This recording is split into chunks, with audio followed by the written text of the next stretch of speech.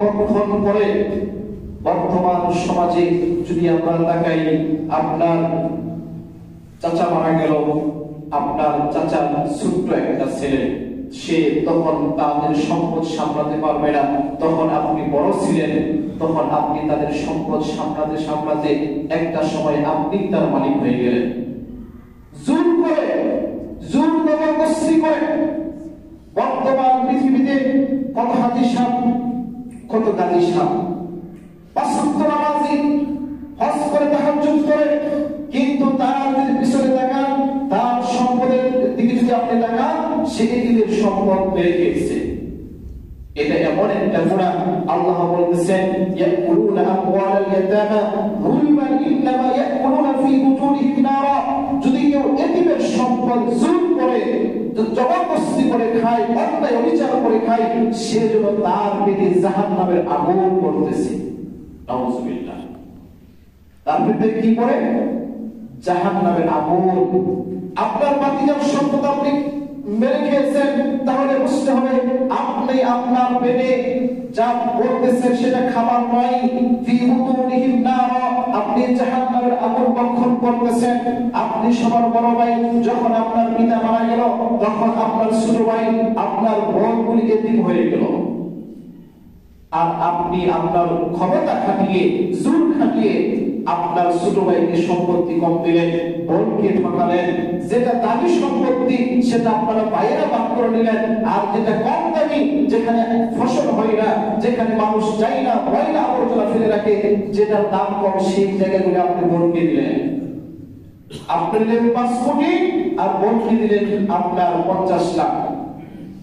এভাবে যে আপনি এতিমের সম্পদ খাচ্ছেন, জেনে রাখবেন, একটা মানুষের 5 ওয়াক্ত সালাতের মাধ্যমে তার তাকওয়া প্রমাণিত হয় না।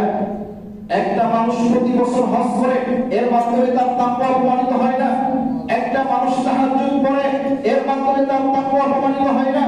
একটা মানুষ সিয়াম রাখে, নফল সিয়াম রাখে, এর মাধ্যমে তার তাকওয়া প্রমাণিত হয় না।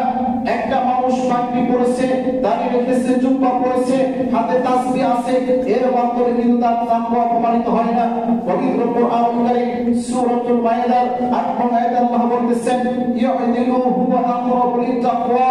ভালো করে বোঝার চেষ্টা করেন, আপনার ঈমানকে আপনি মাপার চেষ্টা করেন। আপনার ঈমানকে আজকে মাপলেন এই আয়াতের মাধ্যমে।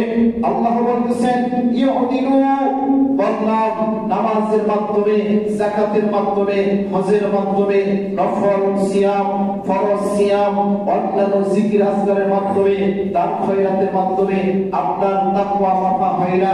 তাকওয়া মাপা হয় কি কিসের মাধ্যমে? ইয়াদিলু, সবচেয়ে তাকওয়ার নিকটবর্তী কাজ হচ্ছে ন্যায় বিচার করা।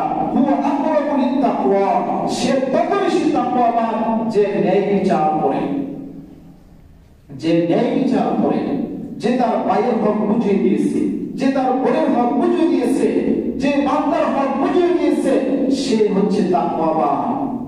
আর যে 5 ওয়াক্ত নামাজ পড়ে, 5 ওয়াক্ত সালাত আদায় করে, প্রতি বছরে হজ করে, বছরে 2-3 বার উমরা করে, তাহাজ্জুদ সালাত আদায় করে, কিন্তু তার বোনের হক বুঝিয়ে দেয় নাই, তার কর্মচারীর হক বুঝিয়ে দেয় নাই, দোকান থেকে বাকি খেয়ে সেই দোকানে আর কোনো খবর নাই, বিচার আচার করতে গিয়ে যেই দলে টাকা বেশি সেই দলে রায়, কোর্ট কাছারিতে, আদালতে আপনি যেখানে যাবেন এভাবেই বিচার করা হচ্ছে, এভাবেই হচ্ছে সবকিছু।